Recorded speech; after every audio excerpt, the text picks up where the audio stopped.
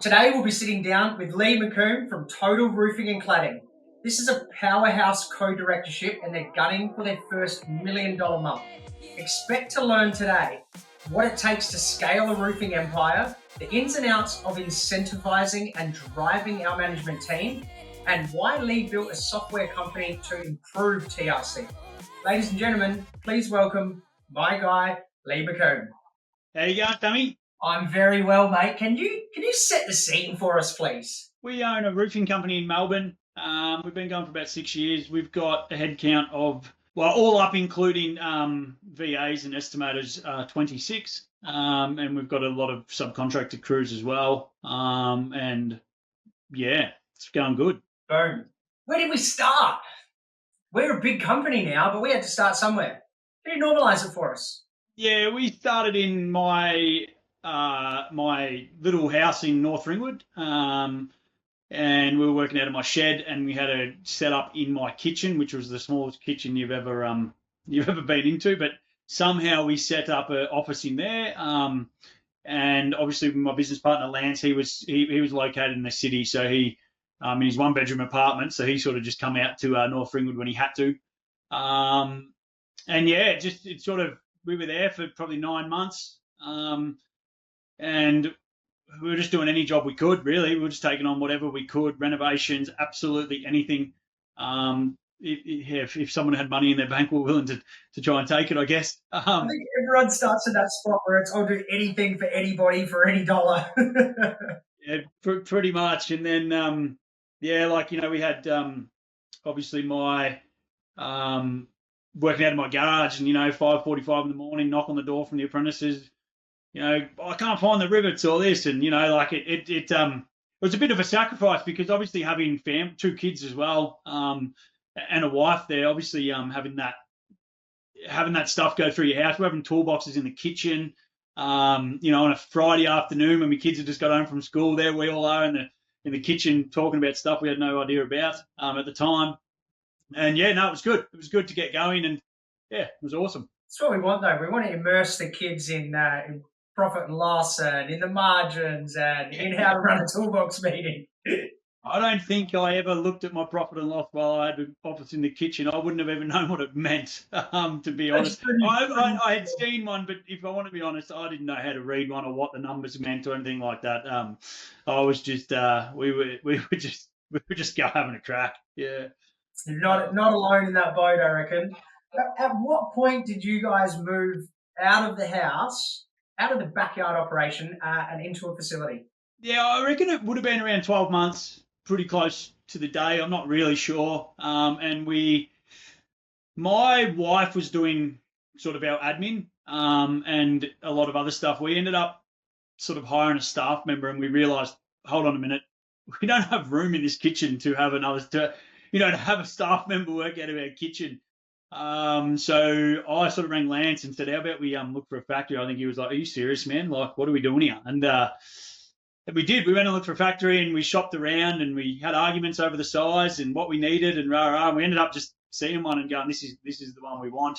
Lance was still in the city, so he wanted to be a little bit closer to there, and I didn't really care because I lived out there, and there was a few those sorts of things in terms of getting that factory and agreeing on what we needed. And it was an interesting time. And then we got into the factory, and when her name was Janine started, we were in the factory with an office, and it was different.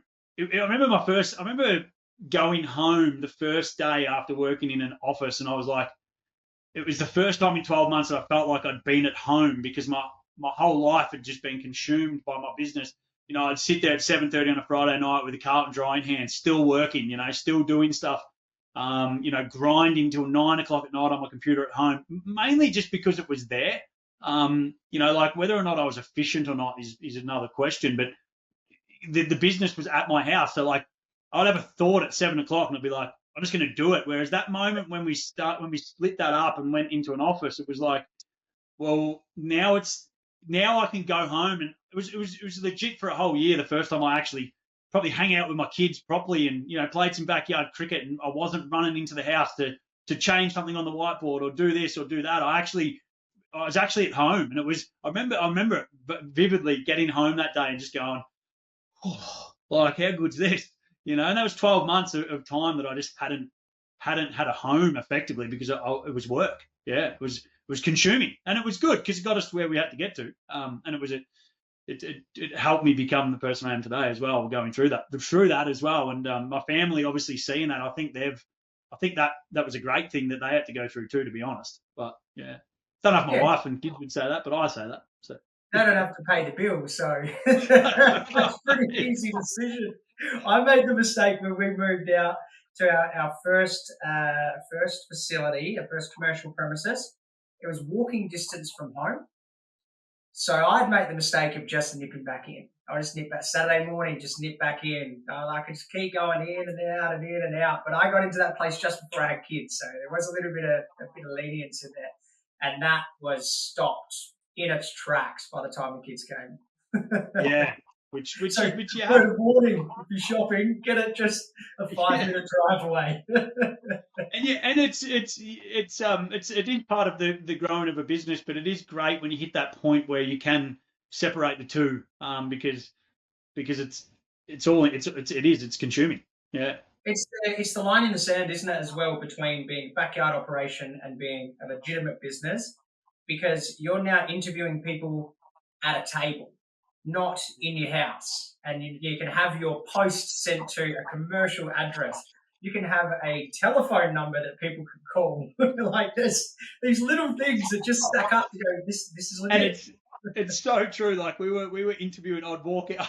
I'd have an in-person come to my house. I didn't know who they were. They'd come to my house, and I'd stand out over the bonnet of my car, have a conversation with them, and then interview, and then be like, yeah, I'll give you a job or whatever. And then even when we moved into the factory, like, because everything was under my address, like, we'd ring up Burdens or whatever to get something delivered, and they'd deliver it. We'd say, oh, we need to deliver it to the office, and they'd deliver it to my house, and we're like, still haven't delivered that bit of pipe. And they'd be like, yeah, we did. And I'd get home and there's pipe in my driveway. I'm like, we need to sort this out. Like, but you don't think about those little things. Like, oh, I've got to change it with them. We've got to change it with them. And yeah, it was, it's exactly what you're saying. It was exactly that. Yeah. Just getting things to become official. I love a line in the sand moment where you're like, yeah, that was then and this is now, and we can move it forward. What was your turning point? When did you have to take structure seriously? Yeah, I think we first made that decision. It was a builder actually said you should get a business coach, and we did. And it wasn't yourself. It was another business coach, and obviously Kudos to him. You've made it this far. Yeah, and we that was when we started to put some structure into what we're doing. We started to understand how to read a profit and loss. We become a little bit more business-like instead of just do the job, invoice, do the job, invoice, do the job, invoice. And we started to understand a little bit. It was a bit of an eye-opener too, though, to realize how we actually were going, not just what was, because I guess as you grow, at first you get seeing $5,000 go into your bank, and then you're seeing 100,000, and then 200. You think like, I'd never seen that. I've never seen that in my life, and you think you're killing it, but just because it's in your bank doesn't mean you're killing it. As you know, and I think that was probably when we started to go, hold on, all right, we need to start to structure this up and think about who we're hiring and what teams we've got, and all that sort of stuff. So yeah, there's a piece there, isn't there, where you don't have the personal savings to save the day anymore. That was something that stuck out to me early on, where you start to get big invoices coming in and payroll starts to get big and suppliers are stacking up, and you're like, if things go bad, I no longer have enough cash to float this bad boy. I think that's probably one of the most exciting parts. It's like, oh shit, we're legit. Like this is a business, and we have decisions now to make that are actually going to affect the lives of not just us but our employees and things like that. Like, and it's and our suppliers and all these people that rely on you or your company to do what it has to do to get by. It's a big moment, and it is a scary moment a little bit, and a little bit of anxious and those sorts of things that come with that. But you'll never forget that moment either, as you say now. Like, you remember that time, and you won't forget it. And I think it's Lance and I have done a lot of reflecting lately, probably since the hot seat we did with you, and how all through all those moments and where we have come from and what we were doing at certain times, and it's good to look back on. Yeah. The little horror stories, like when you shared with us that you guys were standing on a roof and it was tarped up and you were pumping water off the roof. The little horror stories always last. And yeah, we were just talking literally 20 minutes ago about I don't even know how it come up in the conversation with Lance. Like, remember that time we drove down to Venus Bay to put those 4 sheets on, and we thought we were doing the biggest job in the world. And we're like, why would Venus Bay's 2.5 hours away for anyone that doesn't know Melbourne and where we live? But like, why would we drive 2.5 hours to do 4 laser light sheets? But we did. Yeah, that's good. I think everybody needs to appreciate the stupid horror story or just the ridiculous call that you make. Like, I took a crew up to Woomera, which is a Defence Force location. We were on site and we were staying in the town. We decided to save some coin by swagging it. And this is the middle of the desert, like SA desert. It is hot, it is dusty, and it's like 200-kilometre winds. And my swag was filling up the stand. There before. We wouldn't do much fun in swag. We go over the top of the swag, and then it would hit the raindrop lip, and then it would just filter sand on my head. We had a week to do this job. There was a crew of about 6 or 7 of us. We were in 2 cars, and we were home Wednesday afternoon.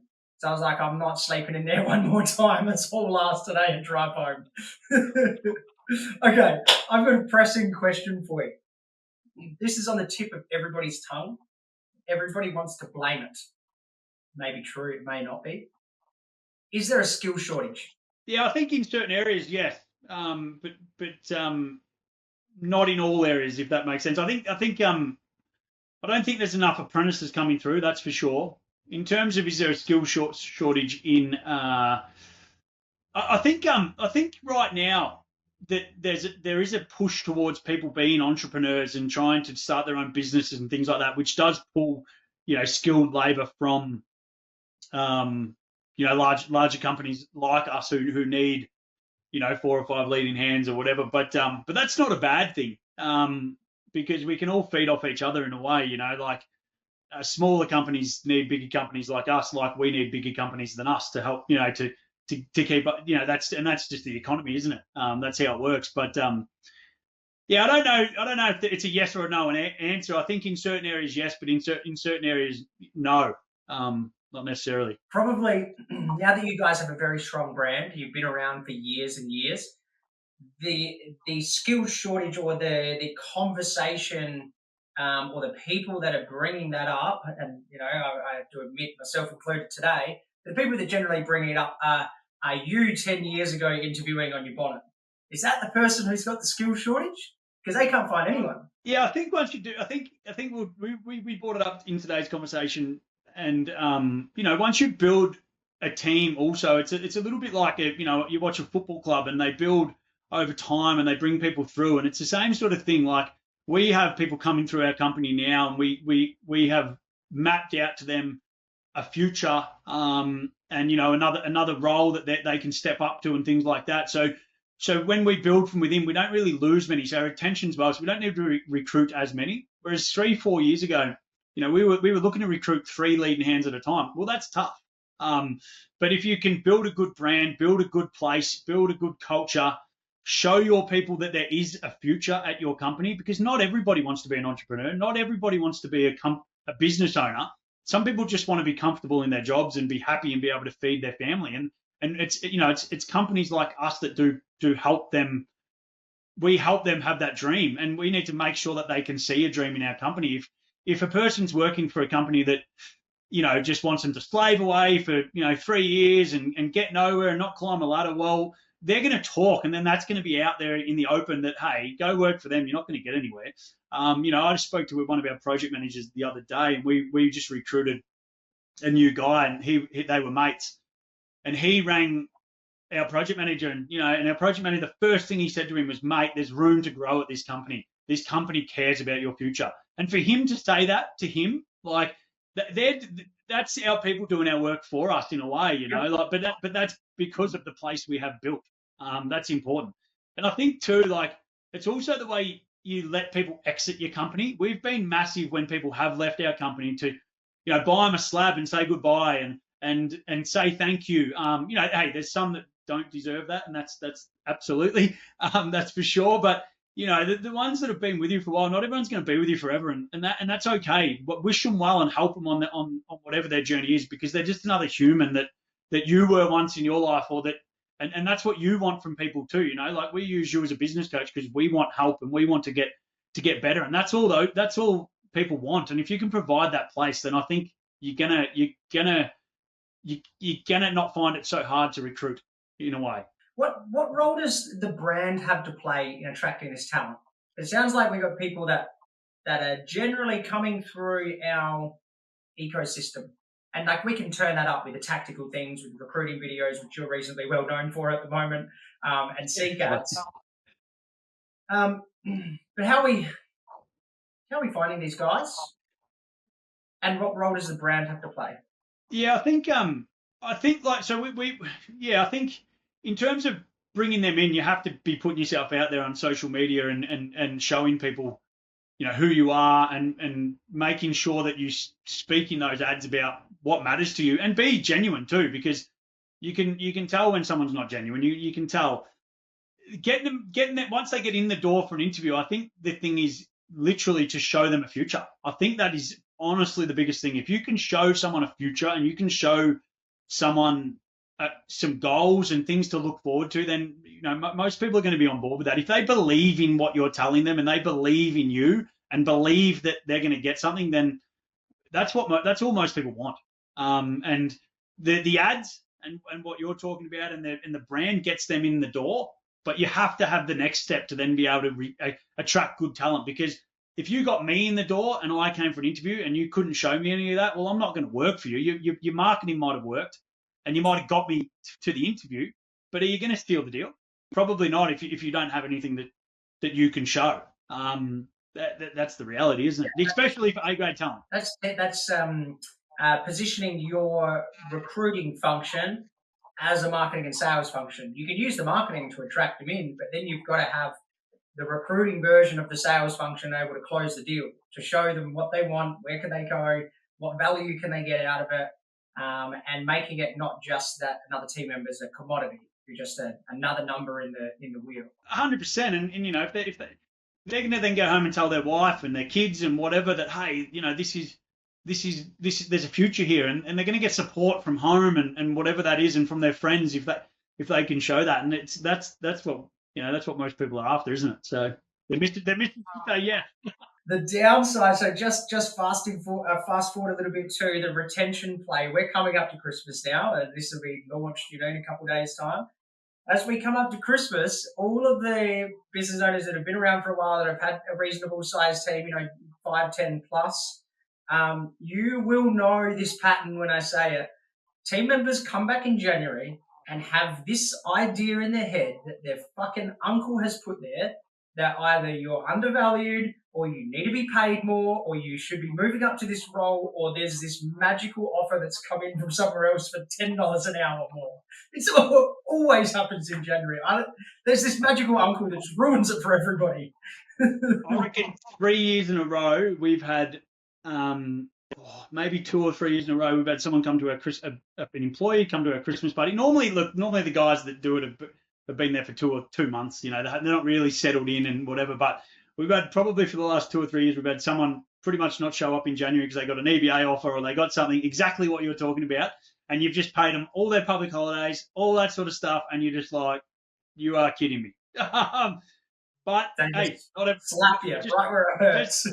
But to counter it, it's knowing where they want to go, it's supporting them, it's having an open line of communication throughout the year so that we don't roll into January and get a whole heap of them. We want our team, just like your project manager was, backing the company because of all the reps we've had on the year on the way through.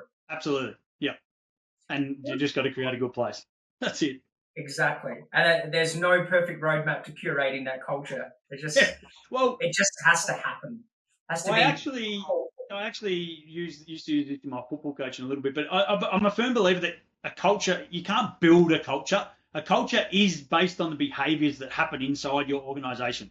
And That is everyone's behaviours put together create your culture. You do not have a say effectively in what that culture is. It's based on the people you bring in, and the way people will behave is what the culture just is. You can sit there and say the culture is something else if you want, but if people are behaving in a certain way, well, that's your culture. So if people are bad-mouthing people and talking behind people's back, that's your culture, whether you like it or not. You don't get a say in that. You need to then bring in better people that don't do those things, that support each other, that back each other, that talk positively, and then that will become your culture. You can't, you don't, it's not up to you. Your culture is what it is. You can Correct. uphold standards, and you can curate the way that you would like the behavior to be, but ultimately it comes down to how they actually act. Yeah, correct. With the growth that TRC's had, how do we manage efficiency at scale? Because there's a lot of guys sitting out there that are like, I've got a 3-4 man roofing gang. How am I going to pull this off? How do I keep everything together? The funny thing is that I don't think there is much of a playbook to it. I legitimately think it's through failure, through trying and being willing to make the wrong decision, and being willing to fail, and being willing to learn from it. You know, if you're growing a team, you're not always going to recruit the right candidate, and your recruiting process might not be great at the start. But as long as you're willing to recruit that person, see what you did wrong, fix that bit. See what you did wrong, fix it. See what you did wrong, fix it. And just keep taking those steps, and just, you are going to fail so many more times than what you are going to succeed in business, in life in general, that if you are scared of failure, you're not going to get anywhere. It's as simple as that. And you're going to be stuck in this little rut telling yourself you can't. And I firmly believe that scaling a business, the most important thing is that. And I don't think there is a playbook. Like, I don't think there's a playbook to know how much work you should have to hire another staff member. I just think that because that can be played with. You're hiring a subcontractor, you're hiring a lead hand, you're hiring a second year. What is I think mapping out an org chart is a massive thing, because you can put it up on your wall and you can visualize it. And it's a little bit like putting, David Goggins putting his sticky notes on his mirror to tell him, his goals and what he's trying to achieve. Well, it's the same theory in, probably not as psycho as David Goggins, but it's the same theory as putting it on paper, putting it on a wall, something that you can see every day. So that when you are a little bit busy and things are happening, I need someone else, you can go look at that org chart and go, well, actually, no, if I do this and do this, it's not too bad. And you can make clear decisions because it's on paper, or it's on a whiteboard, or it's whatever that is for you. Yeah. Okay. What about some of the tactical things, some of the frameworks and models that you've learned shamelessly from working together? Yeah, I think like the first thing we fixed, I think the first session we ever did with you, and we had been, and this is a props to the way you do things, is we had spent 2 or 3 years working on a KPI system for our project managers, and they would probably tell you that we kept telling them it's coming, it's coming, it's coming. But we didn't understand it. We didn't know how to do it. And we also, it seemed mathematically impossible to figure this out. We come into a boardroom session with you. I don't think we'd signed up yet. I'm pretty sure we hadn't. And you happened, and I don't know if you knew about this, but you happened to do the incentive games and solve our number one problem before we had even signed up with you. And we would, I remember bringing Lance. I said, gee, that was simple, wasn't it? And he's like, yeah. And I'm like, mate, we've been trying to do that for 3 years. And that was probably the first thing. And then after that, become the sales manager, and exactly what I was talking about before. Our marketing's been pretty good. It's been on point. We've never struggled to get leads, but we weren't converting them because no one was paying enough attention to the sales. And, you can have the best marketing plan in the world. You can spend so much money on it, but if you aren't converting, what is the point of it?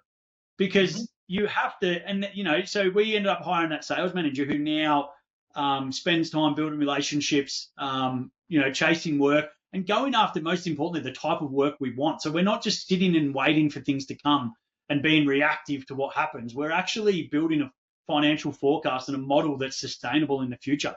Now, yes, we had to take a bit of a hit with that financially, obviously hiring someone, and we had to do those things, teaching them, and that took time away from other roles. But we could see in the forecast the financial forecast we built with you, that was the right thing to do, because we could see what was 3 months down the track and 4 months down the track. And we look at it now and think, gee, next year's already already pretty much the first 4 months of next year is already pretty much where we need it. So now it's, and that's by doing doing those things, and then obviously rolling the KPIs out with our project management staff has had its pros and cons so far. It's only been a month since we've done it, and we probably, as I was saying today, we probably have pushed a little bit too hard on the revenue, which has caused a few mistakes out on site from pushing too hard. But they're the failures you have. They're the things you learn. As long as you're willing to be critical of it, you can fix it. If you sit there and put your head in the sand and go, "No, I'm too good. That wouldn't happen to me." Well, good luck. I love that your failure, your recent failure at the moment, and that you classify it as a failure, is that we structured incentives to increase profitability, increase gross profit. We brought in meeting structures and KPIs for our project managers, and poor me, we did too much work.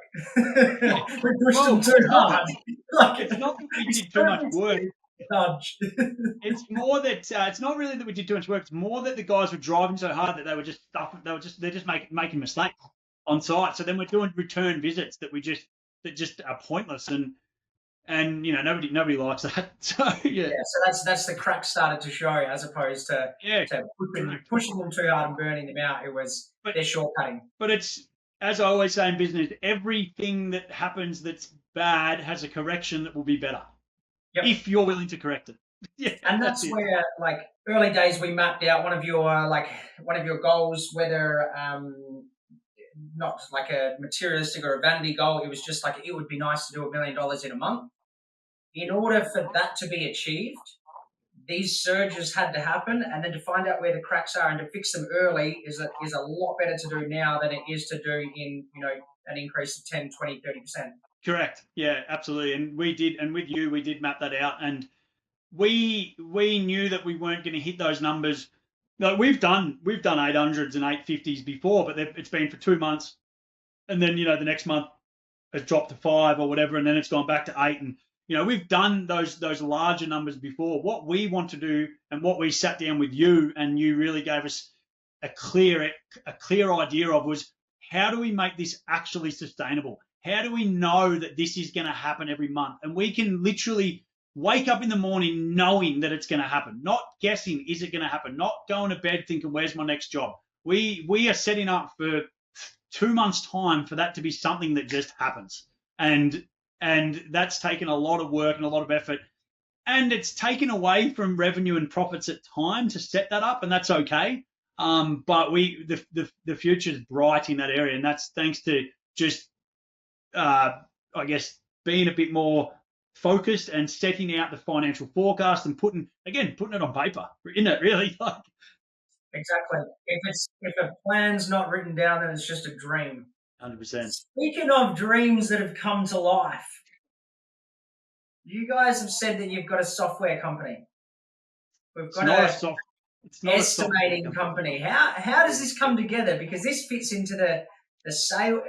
Getting the sales and the estimating area off of yours and Lance's lap was really important, getting the sales manager in, but you've got some extra plugins, some extra support here. What's the scenario there?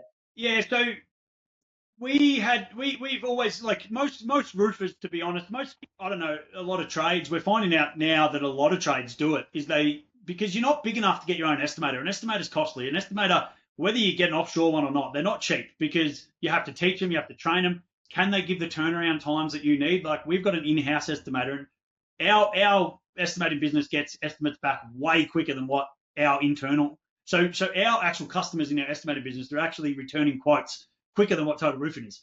At the moment, we're working on that internally, but it just shows that there's pros and cons to both. So we realized we had an estimator, and a few things sort of didn't go right there. He's actually now the guy who owns our software, and we get along really well. But a few things didn't go well, so we went looking for other estimators, and we just couldn't find one. We just couldn't find one that was good, reliable, didn't make mistakes, got things back quick enough.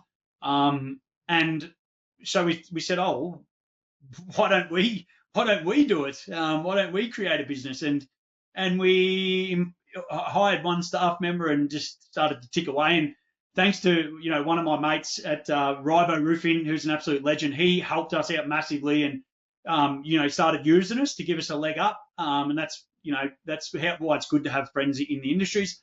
He was awesome, and he helped us out. And I pretty much said to him, man, whatever you see, I want you to be as honest as possible. If you think it's, and he doesn't mince his words, if you think it's no good, you need to tell me, because I want to roll out this thing so it's ready to go. And we worked on that with him for about 3 months to 4 months, and we built reports that no other estimating agency, because we're roofers, we knew exactly what we wanted. We already knew what was out there, and our reports are so much better than any other estimating company. No offense to any other estimating companies. That as soon as people see our reports, they just want them. So we ended up building that business, and now we've got 6 staff in there, and we're starting to look to go into full builds and other trades right now. We've hired a general manager in that business already. It's been going for 12 months. So myself and Lance, we don't have too much to do with it. What we do have is the roofing knowledge if the questions need to be answered, but we don't see most of our clients that go through. We don't see the emails. We touch base on a Monday for an hour with our other business partner, Ryan, and our GM. And then we've set up the exact same meeting structure as what we've set up through you at TRC to help us just grow that business without having our hands all over it. Now, a GM's not cheap, and we had to take the risk.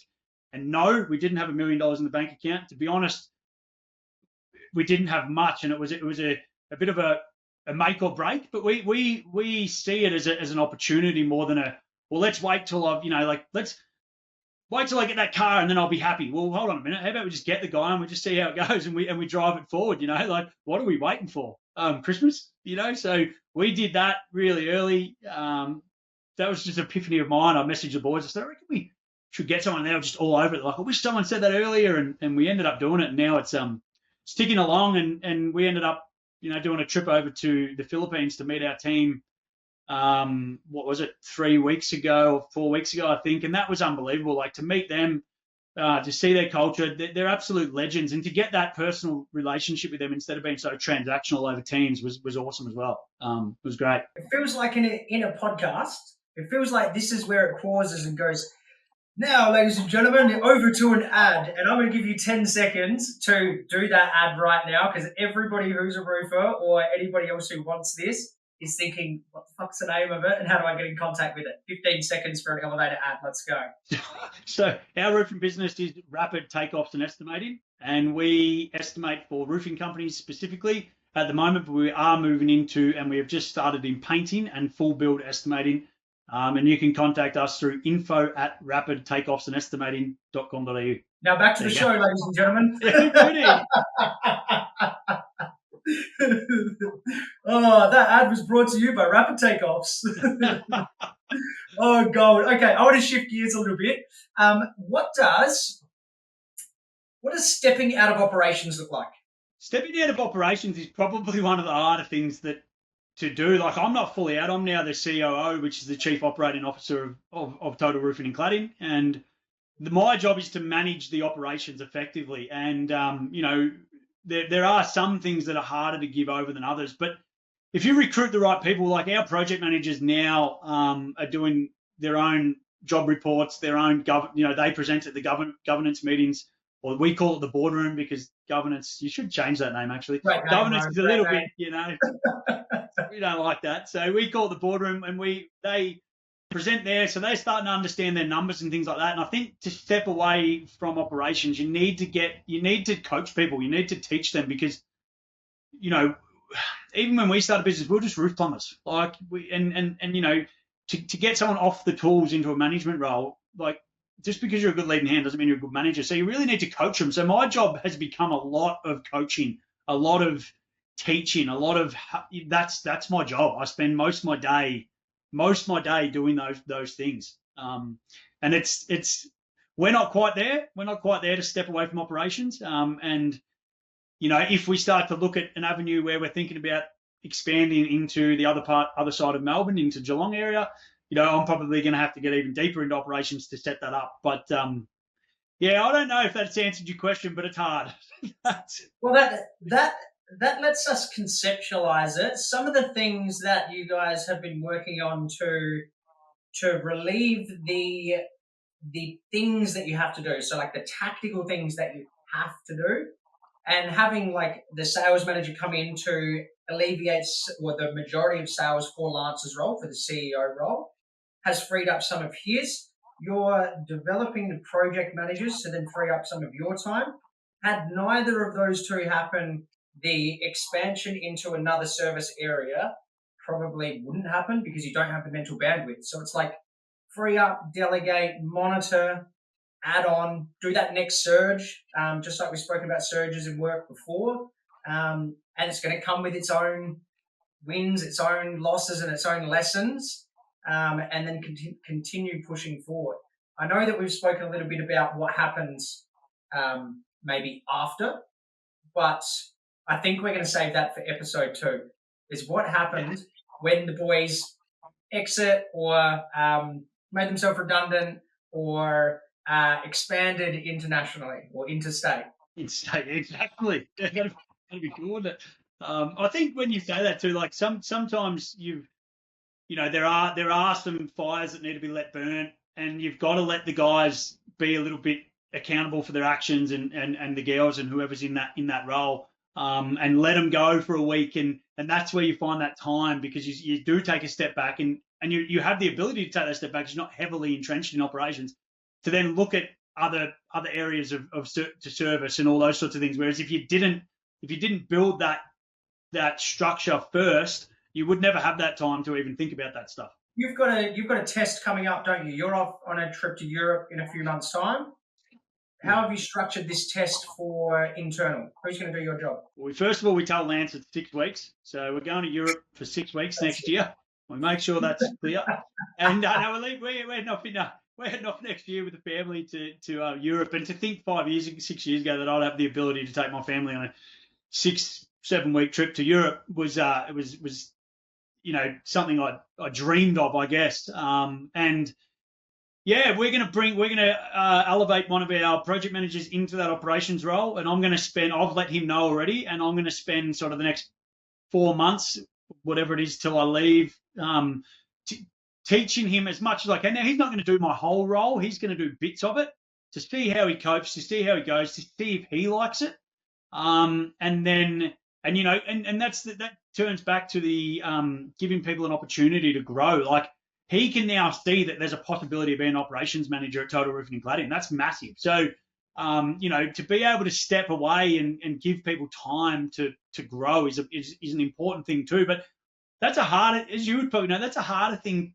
It's easier said than done to step away from your baby and say, here you go, to not know what's going to happen and to have to effectively put all that risk and all that responsibility in somebody else's hands is not an easy thing to do. But I think he'll thrive. I think he'll love that, and it'll be interesting because it'll show us a little bit, and not fully, but it'll give us. One thing I always say, when you do go away for a week and you stay uncontactable, is where you really see where the holes are. You really see where the problems are, and it's all good to have a look at where you're winning, but let's have a look at the little things that aren't quite going right, because then I can get back from that trip and go, all right, I only need to fix these 1 or 2 things, and we've achieved what we want to achieve. It gives me an opportunity to see it. That's the key. That is a sharp learning, or a sharp acknowledgement that you want to see where the cracks are, because you're not going into it going, oh, I hope it doesn't blow up, and wishing that it all just goes perfectly. You're not going to get any learning out of that. Whereas there are going to be a couple of things, but you're looking for the nuanced elements, because it's not going to blow up. It's not going to be completely destroyed. You're just looking for the 1% improvements, because the system's already there. It's like, how can I just nudge this a bit further? How can I be certain that if I take my attention away and put it into one of the other businesses, that everything still runs better? Yeah, and your meeting framework's good for that too, Sam, because now I'm very confident. Again, we've only done one of these meetings in terms of the boardroom, but I'm very confident now that I can jump in from Europe, from the Greek islands, hopefully in the sun, and have this meeting with the guys and see the numbers, and them to understand what we need to do to change or to continue those numbers. Whether we're going where we need to go or we're not, those numbers will tell the truth. The KPIs that we've set for each department, we have very clear KPIs that are most importantly trackable, because there's 0 point having a KPI if it's not trackable. You're pissing in the wind. and it's just a waste of time. So we have three KPIs for each department that is fully trackable. We have systems set up to track them. So I can literally jump in from Europe and have this 1 hour to 1.5 hour meeting, whatever it goes for, and I'll know exactly how the business is going and whether or not it's achieving what it needs to achieve, and then I can pull some levers from in Europe. Like that's pretty cool. That's King Dick stuff, isn't it? It's cool. Yeah. Okay, what do you reckon the biggest mistake is that you made as a director? Yeah, I personally try to look at all mistakes as a win. I really do. Like I've taken something from every single one of them. But to be honest, probably not because we have a co-directorship, not making the decision to define our roles earlier. And that's what caused, we had a bit of a slump this year in sales. And what caused that was the fact that we had too many fingers in too many pies, each person, and we weren't defined in our roles. And that actually affected us in a very negative way. And I think the biggest mistake we made was to not make that decision quicker. Yeah. But we have learned so much from that as well.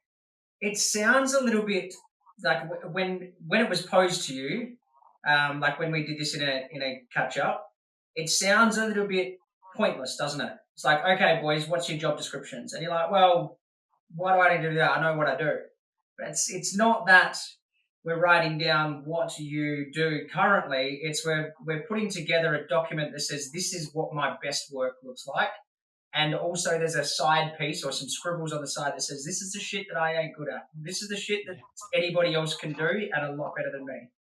And why do we need 2 directors working in sales? Why do we need 2 directors working in operations? Like, go do what you're good at and be good at it and drive this business forward instead of, just, it's just, I think, look, we didn't know any better, to be honest, but, I think we were a little bit scared too. We didn't know what we wanted to do. Lance didn't know, what he wanted to do, and I didn't know which area I wanted to work in.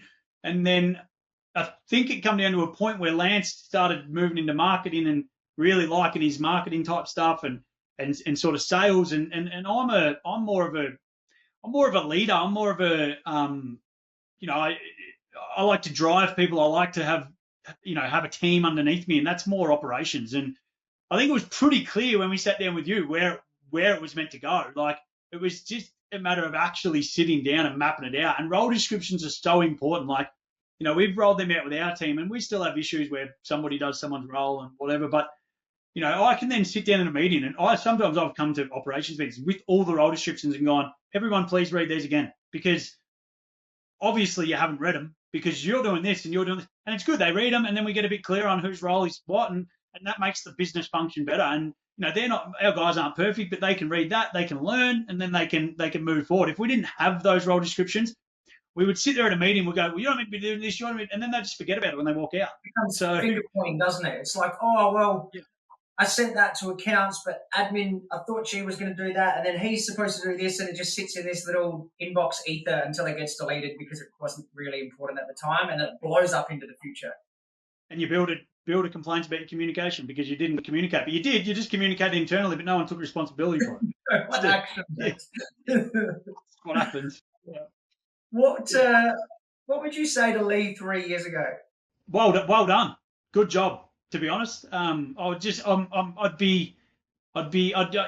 exactly what I'd say. But I'd also say that's looking at me now saying that to him. But if I was to try and give him some advice, I would say surround yourself with good people, because the company you keep is what you fall to, and that's not to say that you can't hang around and have friends that don't necessarily want to be business owners and things like that. That's not that. But surround yourself with good people that care, people that if you need someone to talk to, you can. Surround yourself with good coaches. I've now got a personal trainer. I've got a nutrition coach. I've got a business coach. I've got a financial advisor. I've got I don't know, and I can call these people whenever I have a question. Now they cost me, and that's fine, but the knowledge I can gather from these people, listen to people and surround yourself with good people, because it will drive you forward so quickly that you quicker than you can do it yourself.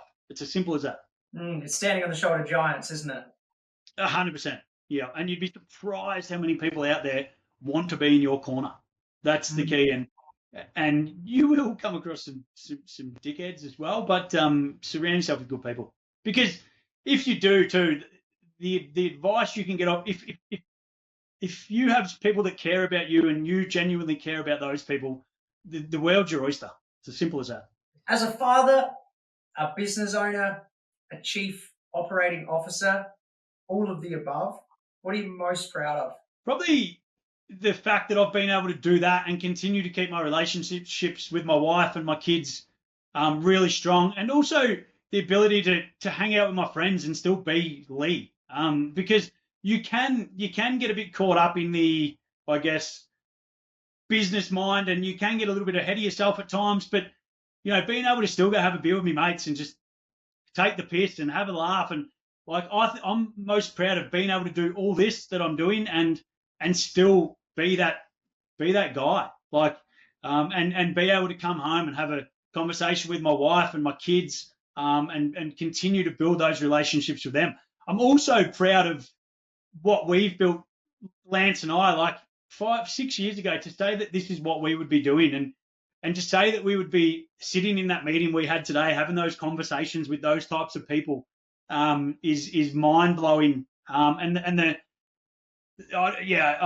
just proud of what we've done, and I'm proud of just being, I guess, the person I've continued to be throughout that. And the fact that one thing I am proud of with myself is the fact that I'm always willing to help others. Like I do not sit here saying that I know everything. I do not sit here and think that I am the best business owner in the world at all. My mates might say I do, but I'm always willing to help people. I'm always willing to, chop people out if they want hand with business or they want a hand with whatever. And I'm proud of that, because I have seen people move forward in life that do get a little bit, what do you call it?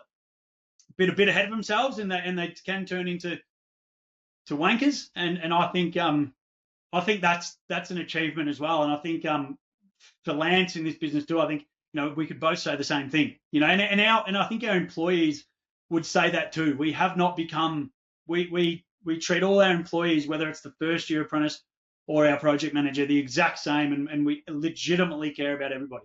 And I'm proud of that. Thank you very much for joining me today. I think that's the perfect spot to end before we start to, go down the emotional path. I'm talking about that shit. I really appreciate you taking the time out of your afternoon to sit down with me, and I'm sure that your inbox is going to start dinging as people get through the end of this, because they're going to be asking for some advice. They're going to be wanting to see the estimating program. They're going to want to have a little bit of information and get a few more insights from you. So I appreciate your time today, dude. Thank you. Legend. Thanks, Sam. Enjoy your day, mate. Goodbye for now, guys.